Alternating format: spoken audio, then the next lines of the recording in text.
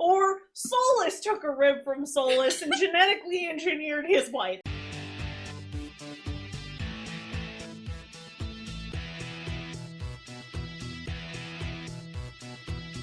Hello, and welcome to the Afterspark podcast, an episode-by-episode recap of the Generation 1 Transformers cartoon. I'm Els. And I'm Specs. And today we're going to be talking about episode number 24, A Prime Problem. Let's talk about giant robots today, shall we? Mm-hmm. And today we open with the Decepticons next to a freshly created glowing ravine. They had apparently detected some sort of rare energy on their sensors. Starscream is completely ready to dive in head first, but Megatron stops him as he cites that the energy could be unstable. Once bitten, twice shy, eh, Megs? Megatron's decided he cares about his subordinates today. The Decepticons apparently have kind of an equivalent of Roller called an Auto Scout. This is actually kind of fascinating to me, not only because the name Auto Scout sounds like it should be an Autobot thing, but also because this is another cassette that Soundwave sends out that's weirdly colored like Rumble for some inexplicable reason. But I like that the normal cassettes like Ravage, Rumble, Frenzy, etc., they're all considered valuable enough they aren't used for shit like this. The Scout descends into the ravine, revealing that the energy is coming from some very large crystals, while Megatron, Soundwave, and Starscream, exposition about things. Yeah, I know. It actually was a reasonably good usage of, like, the audio and the visual storytelling. Mm-hmm. These things or colonium... Okay, so I looked it up. This thing has an R in it, but I swear to God, it sounds like they're saying colonium crystals. It could just be an accent thing. So... these things are colonium crystals, apparently? Megatron says that they're deadly, and then the Scout blows up upon contact with it. Right on time. Starscream suggests luring the Autobots into the crystals to destroy them, but Megatron says that Optimus would never be so reckless. Well, I mean, the real, and I'm gonna emphasize real here, real Optimus wouldn't. And then Megatron had a terrible, awful idea. Megatron decides to wait in his new temporary base until the Autobots show up. It's a giant rock. I know it's supposed to look like a mountain, but guys, it's a rock! And then we see the Autobots arrive with Spike in tow. Oh good, I'm glad we brought the human to this weird energy source that's probably giving him cancer as we speak. Do the robots even know what cancer is? Good question. Then again, who knows if any of this is any more hazardous than the Ark on a normal day, let alone sitting in Bumblebee, who may or may not be radiating. Or who knows what. Or being anywhere near Wheeljack. Yeah. And thus, Cliffjumper attempts to do what he does best, jumping off a cliff and into the crystals. Well, I mean, he has to live up to the prophecy that is his name, because it's a self-fulfilling prophecy. Indeed. But Optimus advises caution before Starscream shows up with several other cons. Starscream here is super creative with his insults to Optimus, calling him Floptimus. Why does that sound like a dick joke? Better yet, why are you using a dick joke on Optimus? Your boss is the one that turns into a phallic object. He's jealous of their, relationship. Obviously. A fight breaks out, with Optimus almost immediately taking out the three Seekers. He just dismisses them as opponents, while loudly declaring how bored he is to only be fighting 3 Decepticons. And then Megatron has Soundwave eject Laserbeak to take out Optimus. May one bird do what 3 jets could not. Upon seeing Laserbeak, Optimus calls him a tinfoil turkey. The bastard! Be nice to my burb. But Laserbeak shoots Optimus down a convenient adjacent ravine, free of electronic frying crystals. Megatron then orders Laserbeak to take holographic scans of Optimus's body from every angle. Megatron wants a perfect replica of Optimus Prime for reasons. And Megatron also wants Optimus alive.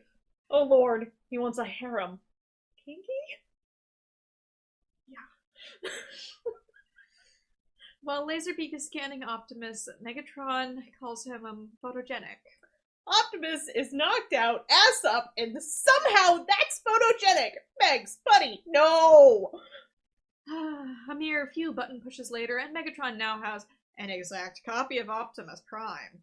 It fools Soundwave. I have absolutely no idea why. It's not like Soundwave wasn't watching the monitors with the real Optimus on them at the same time as Megs. He saw a Laserbeak scan him.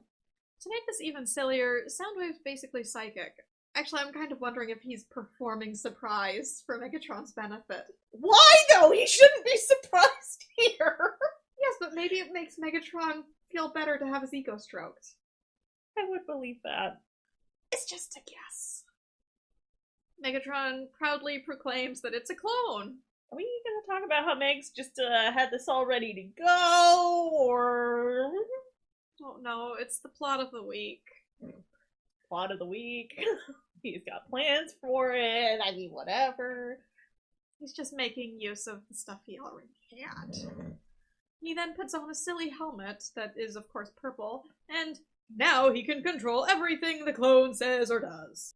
Clone Optimus heads out to meet up with the Autobots. The cons retreat, and the Autobots head back to base. Meanwhile, the real Optimus, who has apparently been left unsupervised, wakes up and climbs out of the ravine he was trapped in. And at the Ark, Megatron apparently doesn't know anyone's name, as he has the clone calling Ironhide Bumblebee. I really wish they got a bit farther with this gag, either having Megatron trying to impersonate Optimus Prime's voice, or have Optimus try to have more of Megatron's speech pattern. Like, now I'm just wondering, like, has anybody ever asked the two VAs to do that? Because I would pay good money to see that.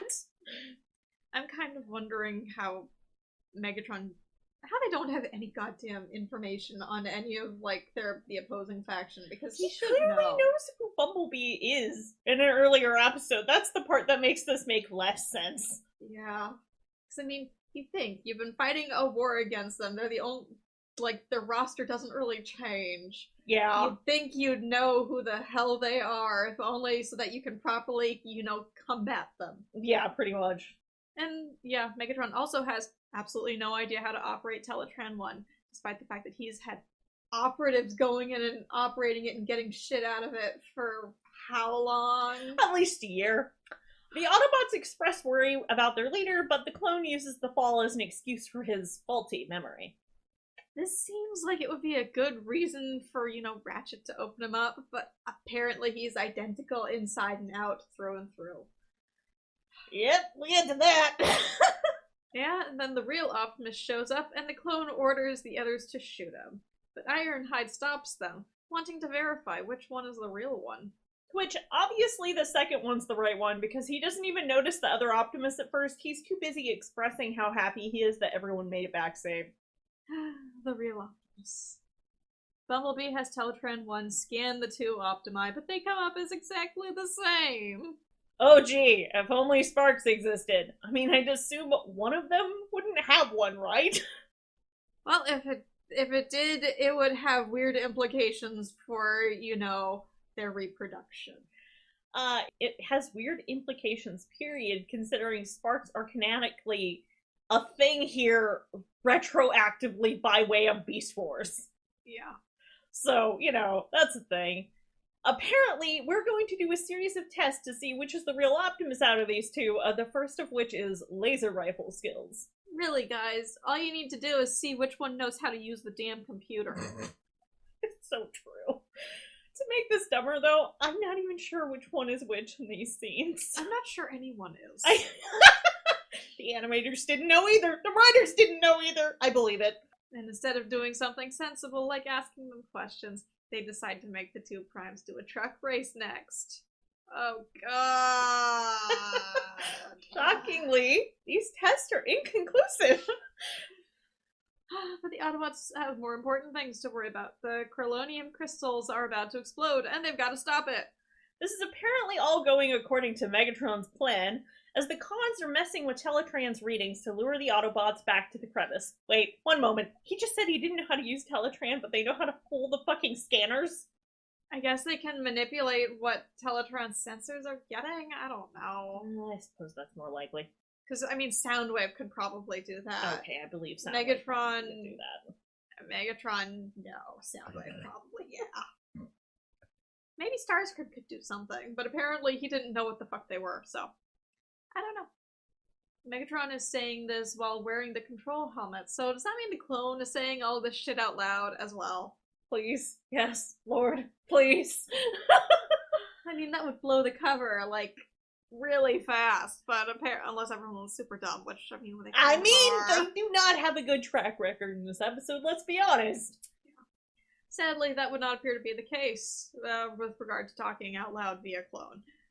When we get back to the Autobots, they are just about getting ready to roll out, but Ironhide tells the two Primes that until they're sorted out, he's the one giving orders around here. So, still Peter Cullen. Yes.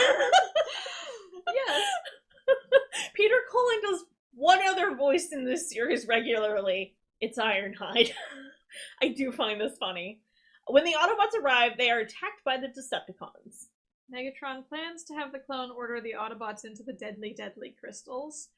And of course, in order to gain their trust, he'll have to destroy one of the cons. Starscream doesn't just walk into this, he falls flat on his face into it. He swan dives. Starscream is like, I? Starscream? The pride of the Cybertronian War Academy? This aft right here. You want to offline this aft. And Starscream, runs away and flies out of the hideout like a coward. I don't know if I really blame him, in all fairness. True, I mean, considering how much he and Megatron fight and how many times Megatron's probably told him that he's gonna kill him with everything. And then vice versa. Megatron has Soundwave send Laserbeak after him. While all this is going on, Spike and Windcharger find the entrance to the hidden base. For being half Starscream's height, Laserbeak actually makes pretty quick work of him and just hauls him back into the base. I'm pretty sure Laserbeak is significantly smaller than Starscream, unless he was, mass shifted up here. I don't know. I feel like when we saw it, it looked about half, like he was about half as tall or something, but I don't know. Hell if I know. It's weird. Once Starscream is dumped back in front of Megatron, Megatron says he intends to have the Optimus clone kill Starscream's clone, not Starscream himself. This is important information that was left out. And this is what you get for dicking around with people, Megs. A squishy infestation. Yep. Of course, once Starscream's been cloned, he sees something he finally loves more than himself. His clone. Starscream gets his own dumb helmet to control his clone, too! Same hat! Spike and Windcharger attempt to get out after hearing Megatron's plan, but they are chased by Laserbeak. Spike is, captured accordingly, and Windcharger falls to his apparent doom. Into the crystals. I feel that's relevant. Soundwave is now babysitting the squishy.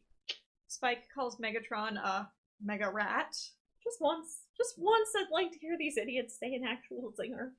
Back outside, the two clones face off, one-on-one, mano-a-mano, with Megatron congratulating himself on being a brilliant playwright for choreographing all this nonsense. All I can think is just, see, if you let him write shitty plays, this war wouldn't have happened! Oh god, he's pulling a Loki from... Oh my god! That's the thing we want and deserve, is Megatron wins and all he does is put on shitty plays. Headcanon accepted. Self-aggrandizing plays and poetry. Mm-hmm. And then Optimus kills Starscream in cold blood in front of a bunch of witnesses. Oh boy, are they gonna feel super silly when Starscream shows up in 5 minutes. 5 minutes? I think you mean immediately!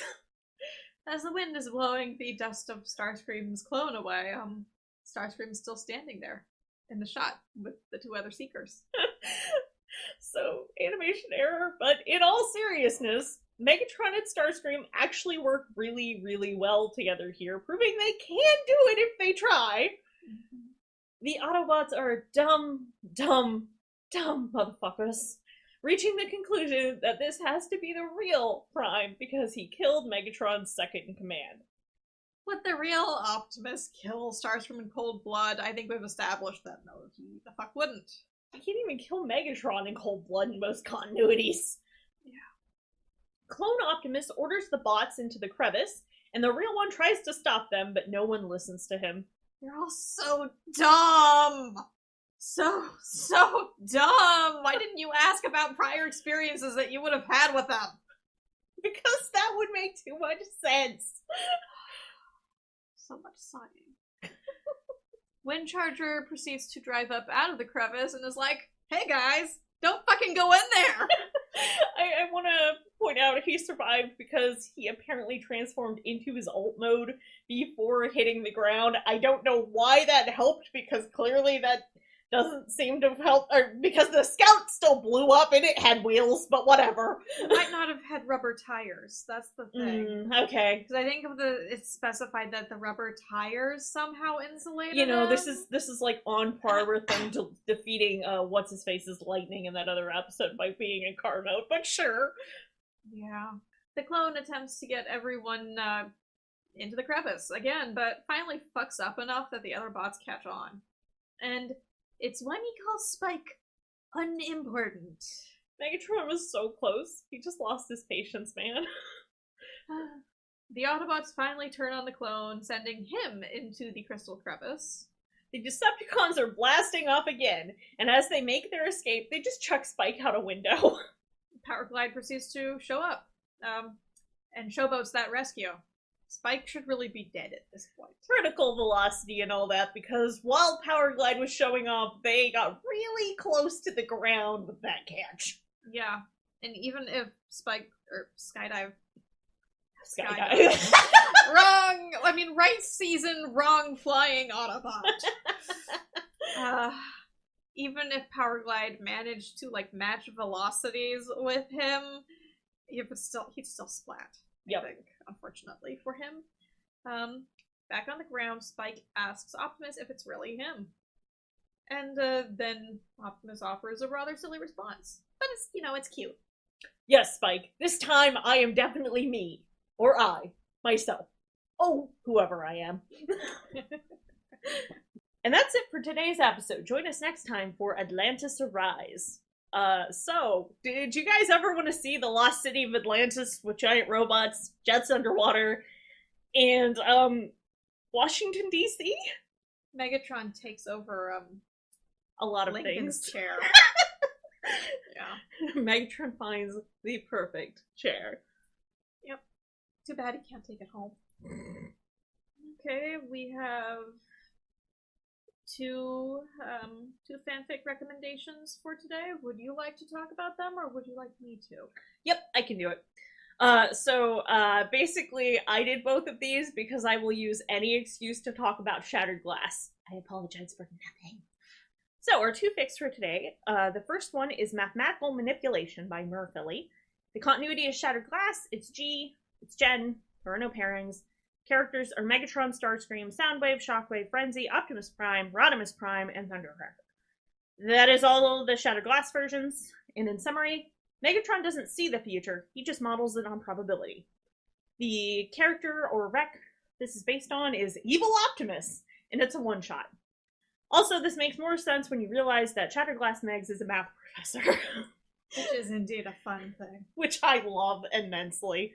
And our second one is Someone You Might Have Been by Astalot. It's G1/Shattered Glass, it's rated T, it's definitely slash, for Megatron Optimus.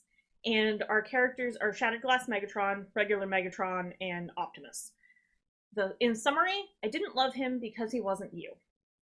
And the character theme this is based on is, again, Evil Optimus, but also Megatron and Optimus slash. It is a one-shot.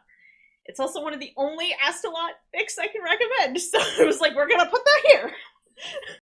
And that's it for our fics today.